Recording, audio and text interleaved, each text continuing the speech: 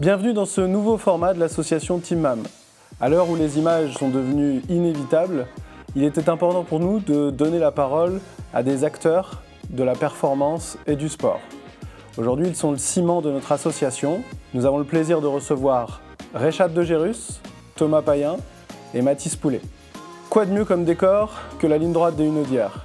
Nous sommes reçus aujourd'hui par notre partenaire Damy Carrosserie, spécialiste de la restauration de véhicules modernes et de véhicules de collection, situés sur la ligne droite la plus célèbre du monde. Aujourd'hui, le thème est clair, les 24 heures du Mans, l'Everest des pilotes. Ils nous partageront à la fois leurs échecs, leurs réussites, mais aussi tout ce qui tourne autour de l'accompagnement de l'association Team MAM. Je leur laisse donc maintenant la parole.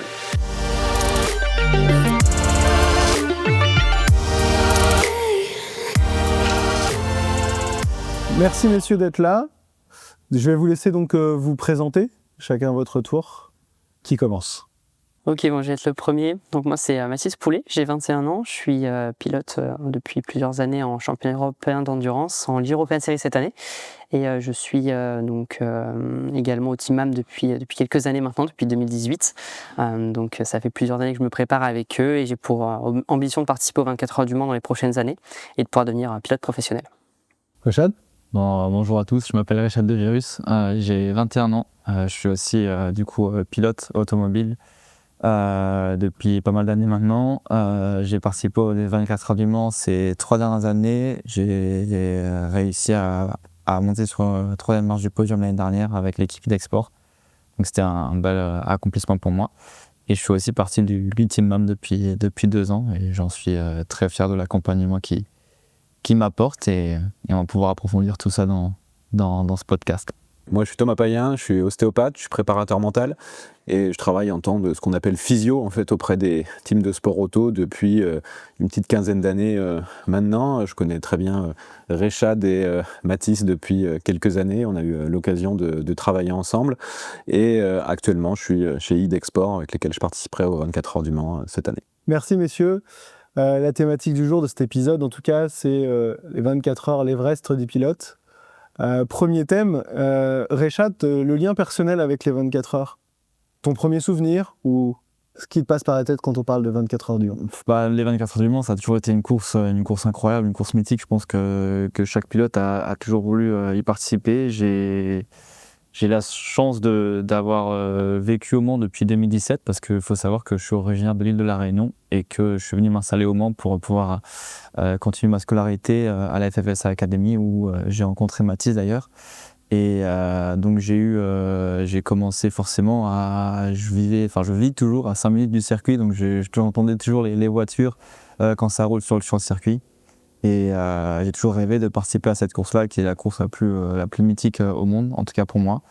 Et je pense que mon premier souvenir réel, quand ça a été en 2022, pour ma première participation aux 24 heures du Mans, quand je suis sorti de la voie des stands, en fait, c'était juste une sensation incroyable et unique, où j'avais des frissons partout et je me disais, ok, d'accord, je suis là, je suis présent, je suis sur le circuit des 24 heures du Mans, et c'est juste exceptionnel. Et après j'en ai plein d'autres de souvenirs parce que j'ai eu des moments forts en 2023 où je fais 4e de l'Hyperpole à côté d'Anilka, des Kumika, des Letraz et plein d'autres, donc des pilotes que j'ai toujours suivis à la télé qui ont fait de la Formule 1, donc c'était des moments forts. J'ai aussi connu des moments plus difficiles parce que cette même année en 2023 je fais une erreur durant la nuit et on est contraint à l'abandon, donc je sors de la piste et on est contraint à l'abandon malheureusement et puis on va dire il y a cette résurrection en 2024 avec l'équipe d'Export où on fait une super qualification, on se qualifie 2e et on termine sur le podium de la course qui a été vraiment le podium le plus incroyable de toute ma carrière, donc c'était vraiment incroyable. Et puis j'ai pu partager ce moment-là avec Thomas qui était présent pour nous soutenir et nous accompagner durant toute cette semaine des 24, donc ouais, c'est vraiment quelque chose d'incroyable. Il faut savoir que je roule dans la catégorie LMP2 Et mon objectif maintenant, c'est d'arriver à rouler en hypercar et d'avoir un podium au classement général. Ça serait vraiment exceptionnel dans les années à venir. Merci. Et toi, Mathis, quand on dit 24 heures du Mans, qu'est-ce que ça évoque pour toi ? Ça évoque beaucoup de choses. Alors moi, il faut savoir que j'ai toute une partie de ma famille qui est originaire de Sarthe. Ma mère est née au Tertre Rouge, donc c'est vrai que depuis très petit, j'ai cette connexion assez forte avec Le Mans. Alors j'ai pas connu toute la période Pescarolo parce que j'étais encore assez petit, hein, en tout cas quand ils étaient vraiment au sommet, qu'ils se battaient face à Audi. On va dire que le premier souvenir que j'ai, ça doit être en 2009 quand il y a les Peugeot qui font la pole position et qui s'élancent en première ligne. Donc c'était vraiment, enfin moi c'est vraiment ce qui m'a fait aimer Le Mans. Je suivais déjà forcément la Formule 1 avec mon père à la télé, mais les 24 heures du Mans aussi. Et puis vraiment ce qui m'a vraiment donné envie d'en faire mon métier, c'est quand j'ai en 2016 pu assister vraiment aux 24 heures du Mans pour la première fois de l'intérieur avec SO24, parce que j'avais gagné le volant ACO qui était en partenariat avec SO24 en 2015, et donc j'avais pu assister aux 24 heures du Mans. Et c'est vrai que quand on arrive dans les paddocks, ça fait tout de suite quelque chose de... Surtout qu'à l'époque, j'étais vraiment jeune, j'avais à peine 13 ans. Donc c'est vrai que tout de suite, on est dans l'ambiance. Et vraiment, c'est quand on fait du karting et qu'on est vraiment aux premières étapes dans son parcours, c'est vrai que ça fait tout de suite rêver. Et c'est vraiment un vrai moteur, finalement. C'est ce qui pousse à vraiment aller chercher de la performance. Donc c'était assez bien. Et puis... après, forcément, en montant les échelons, on s'est rencontré avec Rechad aussi, donc à la FFS Academy, donc j'ai continué mon parcours, etc. Et puis, j'ai laissé un petit peu Le Mans de côté sur la partie, quand j'ai fait ma transition vers la voiture, où je faisais du karting aussi en endurance. J'ai fait 2 fois les 24 heures karting international, donc ça aussi, c'était une vraie étape dans mon parcours, puisque c'était la première fois que je faisais une épreuve de 24 heures. Donc ça aussi, c'est un petit Le Mans hein, quand on est pilote junior, c'est vrai que c'est sympa. Et puis ensuite, directement la filière vers l'endurance, et de nouveau de retour au Mans en 2022 pour moi, avec la première participation à la Road to Le Mans, donc la course d'ouverture. Et là, tout de suite, finalement, comme Rechad, quand on sort des stands, et surtout quand on arrive dans la descente après le Dunlop et qu'on va pas à la Chapelle, mais qu'on va tout droit, là, tout de suite, ça fait vraiment un truc assez génial. Et puis, on met quelques tours à vraiment se dire on est sur Le Mans, et après, on y va. Mais c'est vrai que c'est un feeling assez spécifique. Et donc forcément, ça pousse, tout ce cheminement d'étapes finalement fait que ça pousse à vouloir faire les 24 heures du Mans, un jour. Donc voilà, je fais le maximum, et le team m'accompagne là-dedans justement pour y revenir après un petit peu plus tard. Ok, et toi Thomas, quand on évoque 24 heures du Mans ? Moi, il y a bien évidemment des similitudes, même si mon rôle n'est pas du tout le même. J'ai aussi découvert les 24 heures du Mans quand j'étais enfant à la télé. J'ai vite été fasciné par la nuit, par tout le travail d'équipe, par tous ces éléments qui différencient vraiment l'endurance des courses de vitesse. Évidemment, les 24 heures qui, eux, prennent toutes leurs dimensions. Donc moi, j'ai eu le plaisir pendant mes études de faire de nombreux stages, et une fois que j'ai été professionnel, j'ai aussi commencé d'abord avec des 24 heures moto, puis les 24 heures internationaux de kart, etc. Ce qui permet de créer du réseau, de rencontrer des pilotes. Il y a des pilotes, par exemple, comme Paul Louchatin, avec qui je travaille encore chez IDEC, avec qui on a déjà travaillé depuis quelques années. Lui, je l'ai rencontré sur ces 24 heures internationaux. Donc il y a aussi du suivi, il y a aussi des éléments qui sont comme ça, et vraiment aujourd'hui pour moi cette symbolique du Mans, c'est toute l'effervescence en fait qu'il va avoir. On commence à voir que ce soit les travaux, dans quelques semaines ça va commencer à s'installer, et c'est vrai que tous ces éléments qui viennent des quatre coins de France, d'Europe, voire du monde, qui vont se greffer, qui arrivent avec des camions, qui montent des structures, qui préparent toutes les voitures, tous les éléments, et que ça aille moi, étant donné que je suis en backup, j'ai évidemment aussi beaucoup conscience de tout ce qui se passe, du catering à la logistique, en passant par toutes les petites structurations, tous les petits objets qui peuvent manquer, tout ce dont on a besoin pour vraiment que ça puisse se matérialiser dans la course. Et c'est là où le travail après que vont avoir Rechad et Mathis, c'est vraiment de mettre en lumière le travail de tout le monde. Et c'est vraiment ces éléments-là que je trouve super.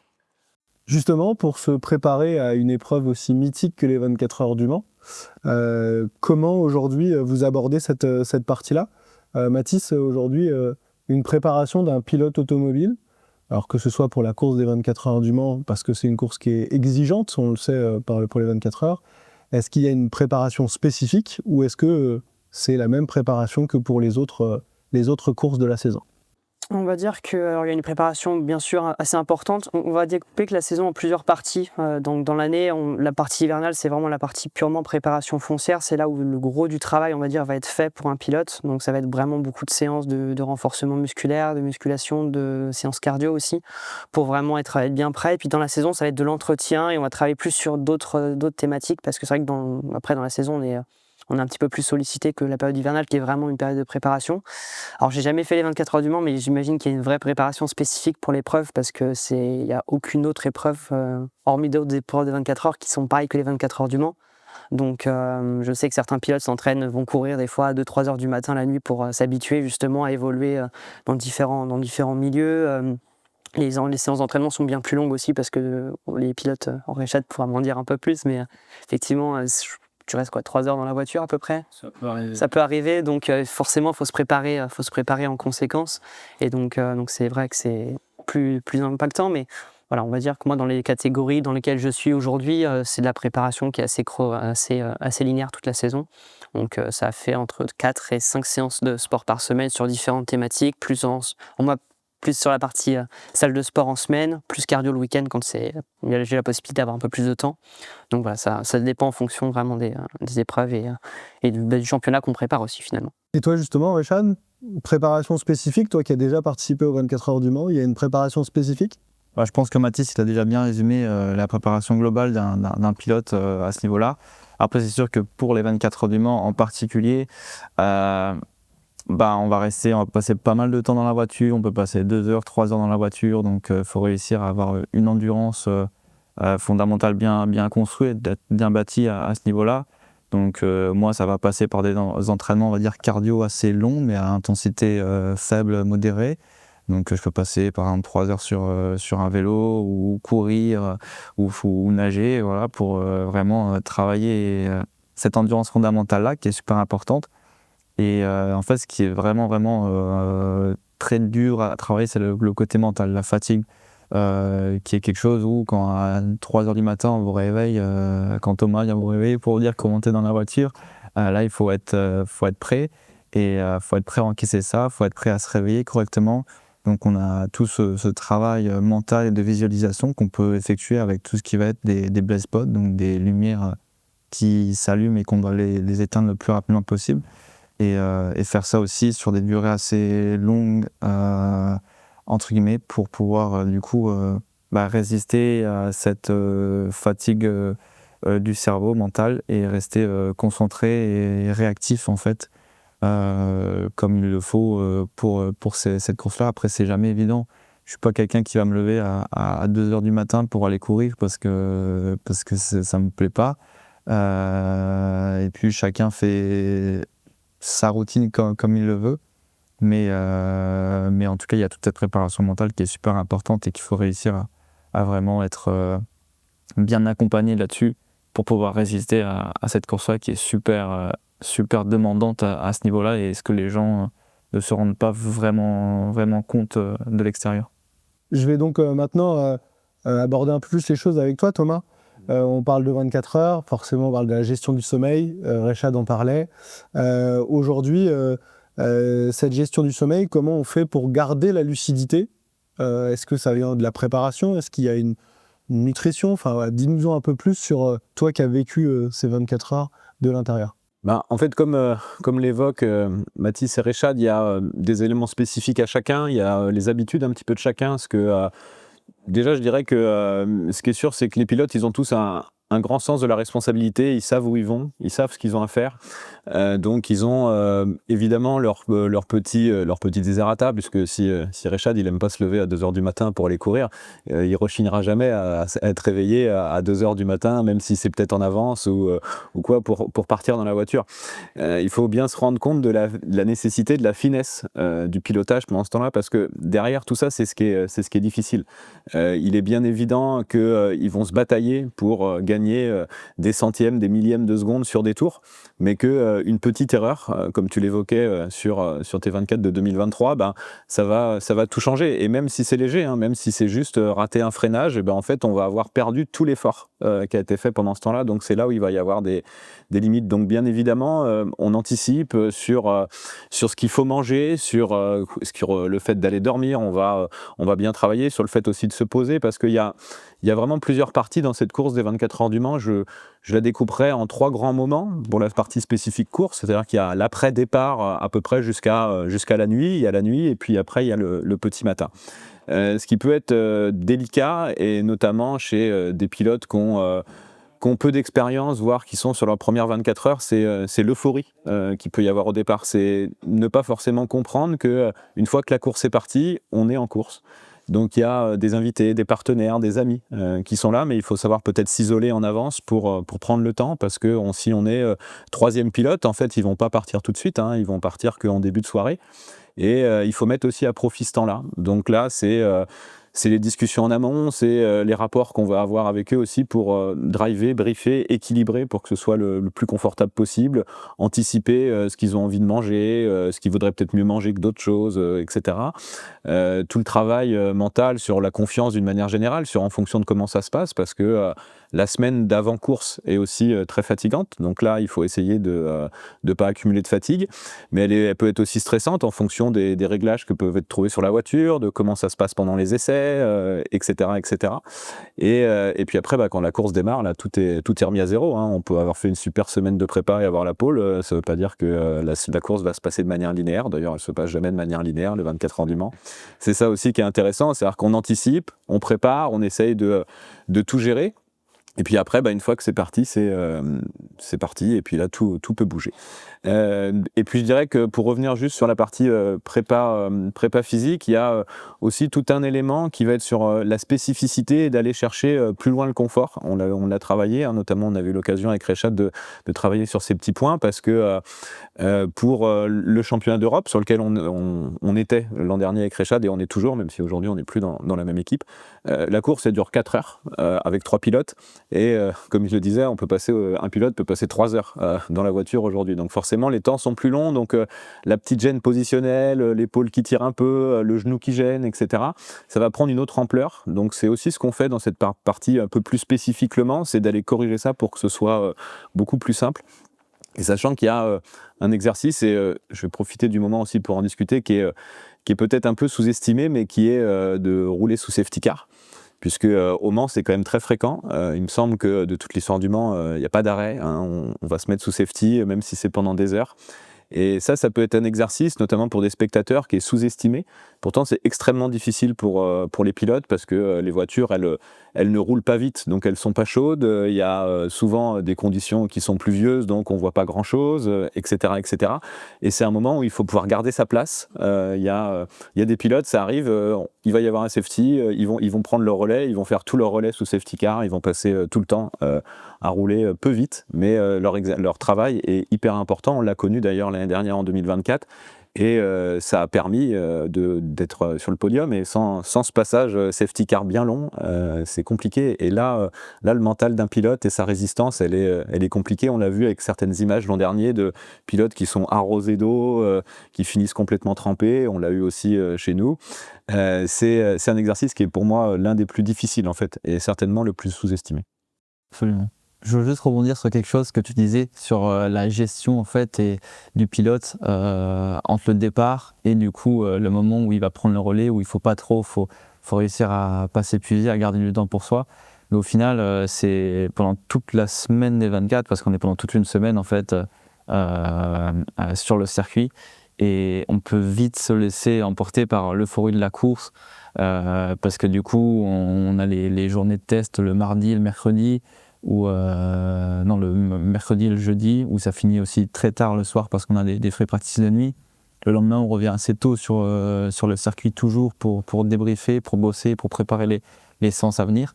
Et le vendredi, on a la parade où nous, pilotes, on est juste excités à l'idée d'être là, et on a toute l'euphorie des spectateurs, mais il faut profiter de ce moment-là, parce que c'est le seul moment de off, de récup qu'on a avant le samedi le départ de la course, mais il faut savoir aussi du coup profiter avec modération, pas trop se laisser emporter par l'euphorie de cet événement-là.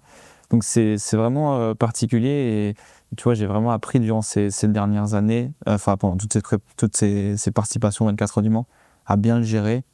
Et durant toute ma semaine, dès que j'avais un temps pour moi, je m'isolais et je me posais, même si tu dors pas, juste tu te poses et tu restes tranquille. Ça te permet de garder de l'énergie pour le reste de ta semaine et surtout pour la course. Ouais. Carrément. Puis il y a aussi toutes les sollicitations connexes qui se mettent.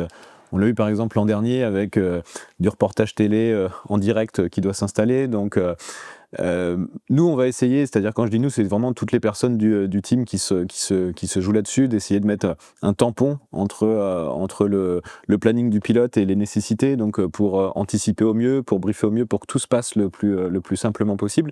Mais il y a l'euphorie du pilote, peut-être, il y a l'euphorie de l'entourage, mais il y a aussi plein d'éléments où à un moment, s'il y a des journalistes qui viennent, s'il y a la télé qui veut filmer, évidemment, c'est des choses qui sont aussi importantes pour nous en termes d'image et qu'il va falloir gérer en termes de timing, en termes de disponibilité, puisqu'il faut aussi être bon et compétent. C'est aussi des choses qu'on travaille avec le Team MAM notamment pour les briefer correctement à ces exercices et des podcasts comme on fait aujourd'hui qui sont aussi des bons exercices pour répondre à des interviews, même si Rechad et Mathis commencent à avoir l'habitude.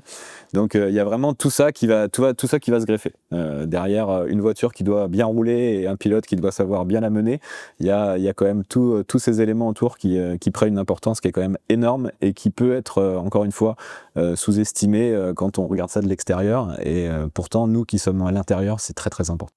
Et toi Mathis qui a aussi roulé sur le grand circuit avec Road to Le Mans, est-ce qu'il y a une erreur que tu as commise que tu ne reproduirais pas et est-ce que dans la préparation Road to Le Mans qui est une course sprint quelque part, est-ce que ça se prépare de la même manière ? On va dire que ça se prépare un peu différemment parce que c'est vrai que sur les championnats Le Mans Cup où les courses font normalement 2 heures, là on passe à 2 courses de 55 minutes. Donc forcément il y a une préparation qui est un petit peu différente. Il faut à la fois se préparer sur de l'endurance parce que c'est ce qu'on fait sur l'ensemble des courses, mais aussi un petit peu sur la partie plus sprint entre guillemets, plus être dans l'intensité sur la charge de travail. Donc forcément je pense que c'est important aussi de se préparer comme ça pour cette course là et c'est vrai que c'est en plus la course qui est la plus médiatisée dans le cadre de la Le Mans Cup, donc il faut vraiment être bien performant et puis il y a aussi tout le travail d'interférence effectivement comme vous l'évoquiez les gars. C'est vrai que c'est quelque chose qui est très très dur quand on est pilote parce que quand on accueille les partenaires sur la Road to Le Mans parce que c'est l'épreuve l'une des plus importantes de la saison, il faut vraiment tout bien planifier. En fait il y a tout un écosystème en fait autour du pilote, que ce soit l'équipe, c'est vraiment un travail de groupe qui fait qu'on est capable d'être performant. Le pilote il est juste là finalement pour sublimer le travail un petit peu de chacun des membres de l'équipe et c'est vrai qu'il faut essayer d'anticiper un maximum de choses parce qu'on arrive très très rapidement dans ce genre d'épreuve. Moi j'ai fait vraiment d'une façon minime avec la Road to Le Mans, on arrive très vite à se laisser emporter par l'événement et la grandeur de l'événement parce que Le Mans c'est quand même quelque chose, même quand on est en course support, il y a énormément de monde dès le mercredi, donc on peut se laisser emporter et je pense que c'est vraiment c'est quelque chose que je pense va être bénéfique pour moi cette saison, même si c'est que en Ligue European Series qu'une course sur la journée test. C'est de vraiment rester bien focus sur la course et de limiter un maximum les distractions, si on peut appeler ça comme ça, pour être vraiment bien concentré et vraiment délivrer le maximum de perfos au volant. Alors après on sait que cette course et les courses, l'endurance est exigeante tant au niveau physique qu'au niveau financier. En quoi je me concentre sur Mathis et sur Rechad, en quoi l'association Team MAM a été une plus-value depuis que vous l'avez intégrée ? Ça a été une plus-value je parlais de l'écosystème tout à l'heure, je pense que le Team MAM s'intègre vraiment parfaitement là-dedans puisqu'on est vraiment un accompagnement en tant que sportif, je pense que Rechad pourra en témoigner aussi, vraiment 360 degrés, donc sur vraiment tous les plans qu'un pilote a besoin, donc sur la partie préparation physique qui est primordiale, la préparation mentale qui est pour moi, je pense encore, notamment en France, sous-estimée. Et je pense qu'il faut vraiment axer là-dessus. Et nous, dans le cadre du Team MAM, on a vraiment bien une vraie prépa là-dessus. Et vraiment, on axe là-dessus parce qu'on sait que c'est ce qui permet de faire la différence quand on est au volant. Parce qu'on est capable, je pense, d'être tous très, très rapides. Mais d'être très rapide très longtemps et d'être constant dans le temps, les saisons et les années, c'est vrai que c'est pas facile. Donc, c'est vraiment sur le mental aussi que ça se joue. et puis également sur la partie médicale et financière aussi derrière, qui permet vraiment autour de l'association Teamam de fédérer des partenaires qui permettent aux sportifs aussi d'être mis dans les meilleures dispositions pour performer. Et aujourd'hui, c'est par la performance qu'on va chercher des financements aussi. Donc finalement, il faut vraiment que tout l'écosystème fonctionne et fasse qu'un finalement pour que le pilote puisse s'en sortir et monter les étapes. Et sur la partie financière, oui, c'est vrai que c'est un très très gros sujet en sport automobile. Les saisons coûtent très cher. On est sur d'une centaine de milliers d'euros à quasiment même des millions quand on fait de la monoplace ou qu'on est sur des très très gros programmes où on roule partout dans le monde, même en P2 quand on fait plusieurs championnats. Donc c'est vrai que c'est des saisons qui sont très impactantes et donc il faut trouver les partenaires aussi. Et donc d'être vraiment accompagné justement sur tous les à côté aussi par le Teamam, ça permet aussi d'être vraiment bien encadré et de tout bien entre guillemets programmé. Enfin, je pense que Rechad est aussi un peu en accord là-dessus avec moi. Absolument, je pense que ça a très bien résumé la situation globale. C'est sûr que le sport auto, ça nous met une certaine pression à nous pilotes de trouver les financements pour pouvoir rouler chaque année. C'est des montants qui sont énormes et du coup, ça peut potentiellement des fois un peu parasiter notre attention, alors qu'en soi, le plus important pour nous, c'est de performer, d'être dans les meilleures dispositions le jour J, le jour de notre course. Donc c'est pour ça aussi que le Teamam, il nous sert dans ces moments-là. En tout cas, moi j'ai la chance d'être ambassadeur depuis 2 ans du coup du Teamam, donc je fais tous mes entraînements au sein du team, toute la partie récupération qui m'a énormément aidé durant ces dernières années. Et bien évidemment, le suivi mental avec Jean-Michel qui est super important. Et du coup, ça me permet vraiment d'être vraiment complet sur ma préparation avant les meetings et d'optimiser chaque petit détail parce qu'on sait que on se bagarre pour trouver des centièmes, des dixièmes sur le circuit. Donc, on est obligé d'optimiser vraiment chaque point en fait. Et ça, c'est super important. Donc, c'est pour ça que c'est là où tout le rôle du Teamam prend du sens. Et je suis très content et très fier d'être accompagné par eux durant ces dernières années parce que ça m'a apporté énormément. Et c'est grâce à ça que, en tout cas, ils ont contribué, ils font partie de mon histoire. Et c'est grâce à ça qu'on a eu les beaux résultats qu'on a pu avoir ces 2 dernières années, quoi. Et toi, Thomas, qui est intervenant justement au sein de l'association et puis qui intervient aussi pour des équipes pro, d'après toi, c'est quoi la plus-value justement de structures comme la nôtre ? Le Teamam, et puis c'était l'idée initiale de toute façon de pouvoir accompagner des jeunes talents du sport, de pouvoir mixer nos compétences, parce que pour nous aussi, on va dire en backup, on va avoir de l'interaction puisqu'on a différents types de professionnels qui vont interagir, mais on a aussi des équivalents. Moi, j'ai mon associé Antoine, j'ai Jean-Michel aussi dont tu parlais. On va aussi se parler si on a des petites problématiques, si on a besoin de pousser les choses, parce que toute la partie d'accompagnement, on est vraiment sur pousser la performance. On en discutait tous les trois là juste avant le début du podcast. Mathis évoquait aussi que la préparation mentale, elle est sous-estimée en France. Il est vrai qu'il peut y avoir ce côté un petit peu de fragilité si on a besoin d'un préparateur mental, alors qu'en fait c'est plutôt pousser son mental, comme quand on travaille avec un préparateur physique. Et pour moi c'est ça la vraie idée du Teamam, c'est vraiment toujours pousser, aller accompagner plus loin, aller aider, apporter des éléments quels qu'ils soient, que ce soit une petite aide sur préparer un rendez-vous financier, que ça puisse être présenter des partenaires ou inter-échanger avec des partenaires, offrir comme vous le faites, comme vous l'avez fait l'année dernière et comme vous le referez certainement cette année, un espace d'accueil partenaire en marge des 24 heures. Tout ça va jouer parce que en effet l'argent, les partenaires, c'est quelque chose qui est indispensable à la mise en œuvre. Et après, il va y avoir tout comment on va rapporter à ce partenaire aussi, comment on lui fait vivre quelque chose, comment associer son image à une belle aventure et de la performance, c'est bon pour lui. Donc il y a tous ces points qui sont importants et je pense que c'est ça qu'on aime au Teamam et c'est ça qui est important en fait pour les athlètes comme pour les intervenants, c'est de participer à quelque chose de plus grand, de pouvoir aller plus loin ensemble. Et ça, c'est ce qu'on aime tous et je pense que pour l'instant, ça s'aligne plutôt correctement. On arrive au fait à la 3e thématique qui est, et vous l'évoquiez, être bien accompagné, à la fois pour le jour J, mais aussi dans le cadre de votre projet sportif et parcours professionnel. Rechad, si j'avais aujourd'hui un élément, tu parlais tout à l'heure au sein des 24 heures du Mans, il y a eu des moments compliqués. En quoi l'équipe a été un vrai poids, donc que ce soit ton écurie automobile, mais aussi l'équipe de l'association Teamam? C'est toujours important d'être dans tous les cas accompagné par les personnes qui vont toujours nous pousser vers le haut, d'où le fait, comme Thomas l'a bien dit, de toujours... le team a toujours été présent, en tout cas pour moi et je pense pour tous les athlètes au sein du team, de toujours aller chercher plus loin, à toujours rebondir. Ça fait partie de la vie, ça fait partie des carrières. Il y a toujours des moments difficiles, plus durs que d'autres. Mais ça fait partie de l'apprentissage, donc il faut prendre ça de la bonne façon.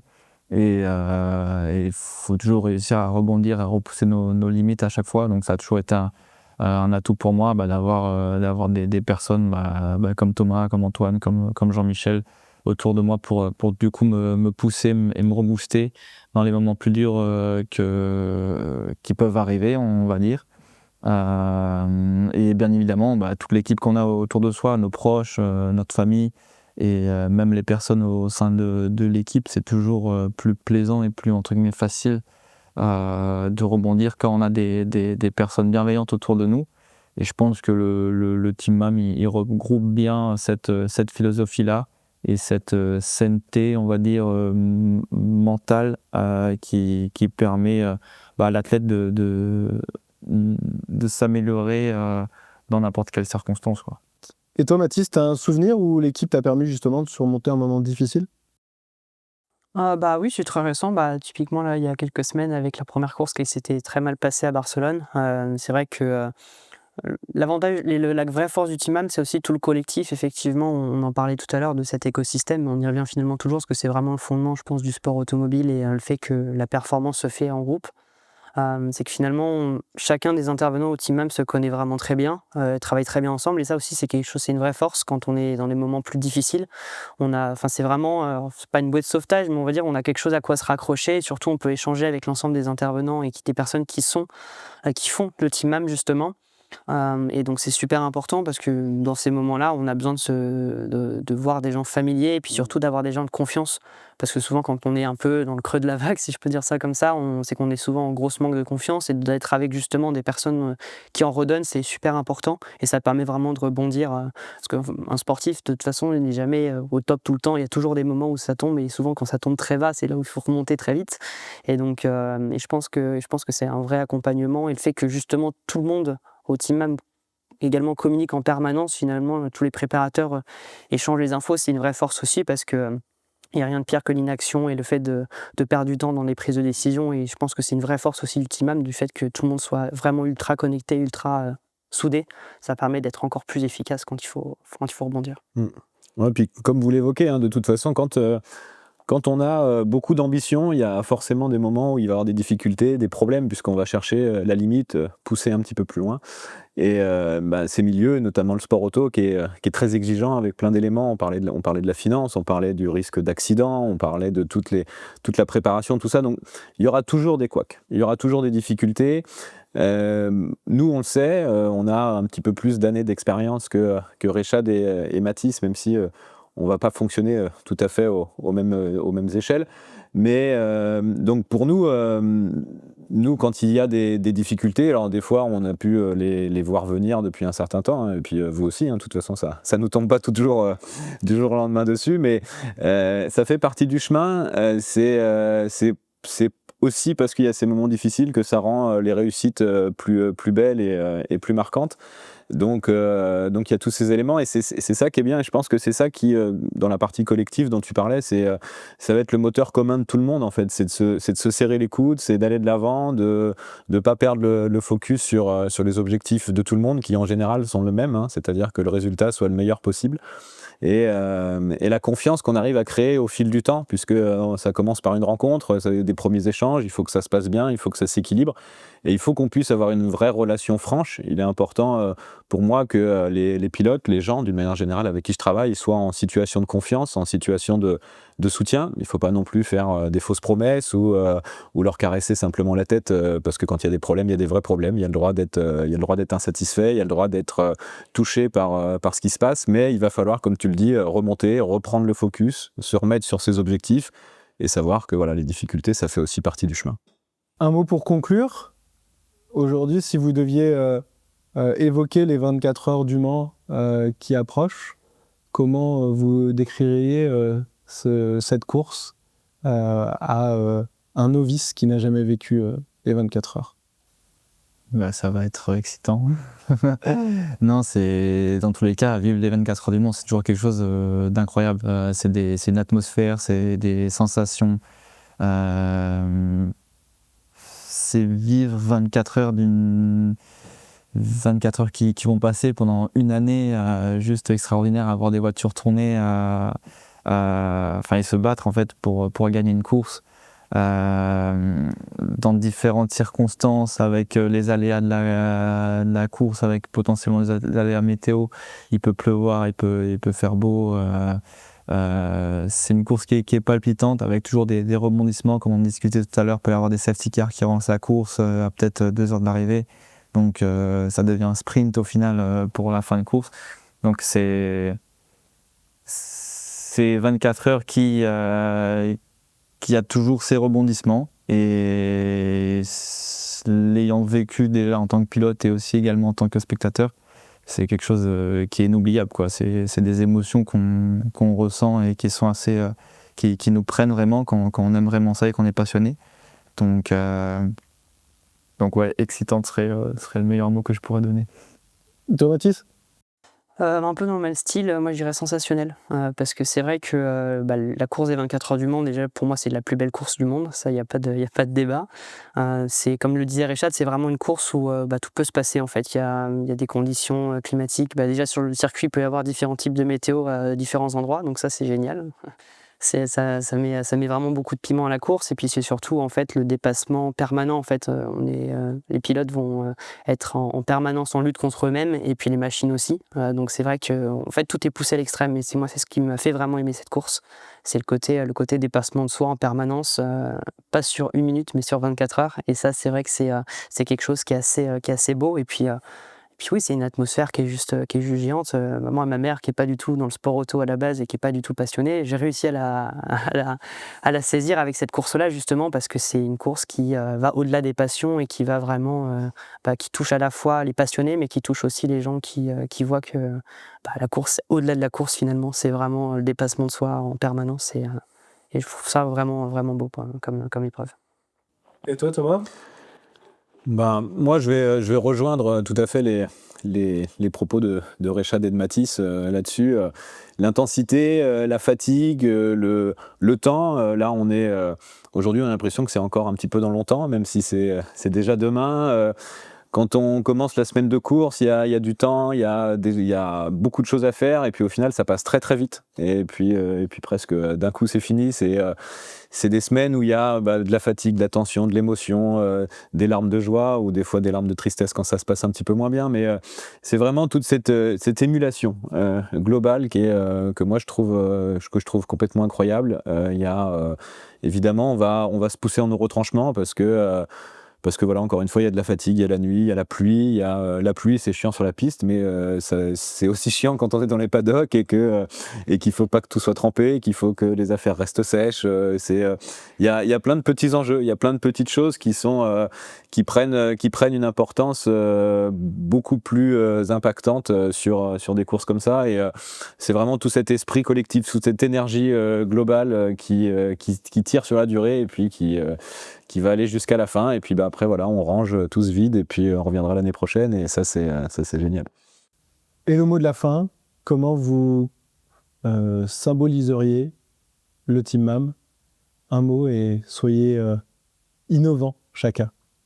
Pour moi, ça serait, entre guillemets, rejoindre un peu ce que disait Mathis tout à l'heure, en disant cette fraternité, quoi, parce qu'on se connaît tous, on va dire, bien, et on s'entraîne tous d'une certaine manière.